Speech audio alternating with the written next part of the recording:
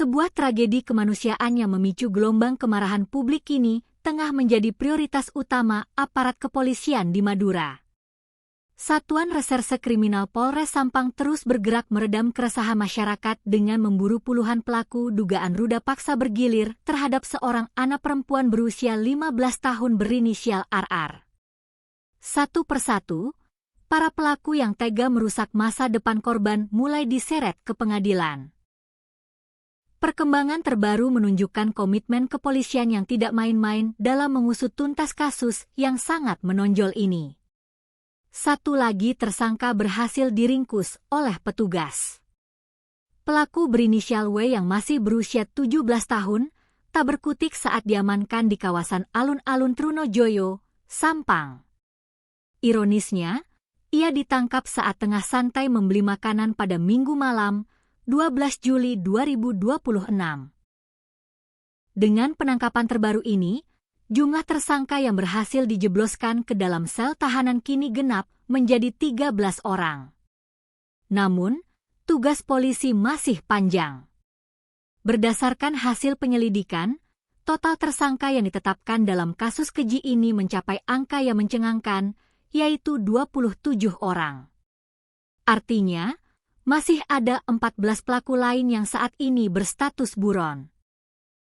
Kapolres Sampang, AKBP Hartono, menegaskan bahwa identitas dan pelarian 14 buron tersebut telah dipetakan secara akurat dan kini menjadi target operasi utama.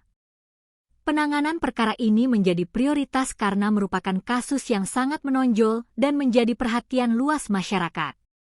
Kami memaksimalkan seluruh kekuatan yang ada, dan penanganan kasus ini juga mendapat dukungan serta asistensi langsung dari Polda Jawa Timur, tegas AKBP Hartono.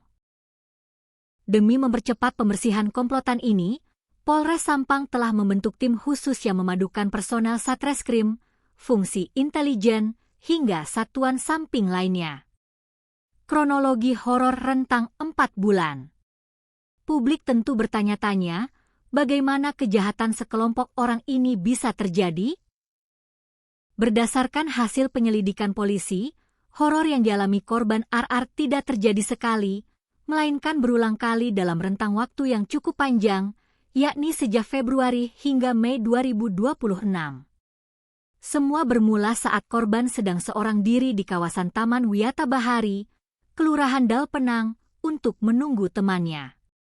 Di sana, korban berkenalan dengan sejumlah pemuda yang kemudian memanfaatkannya. Korban dibawa berkeliling dan digilir di beberapa lokasi sepi yang berbeda.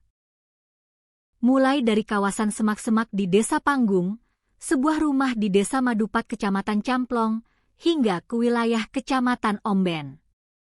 Nahas, korban tak berdaya untuk melawan.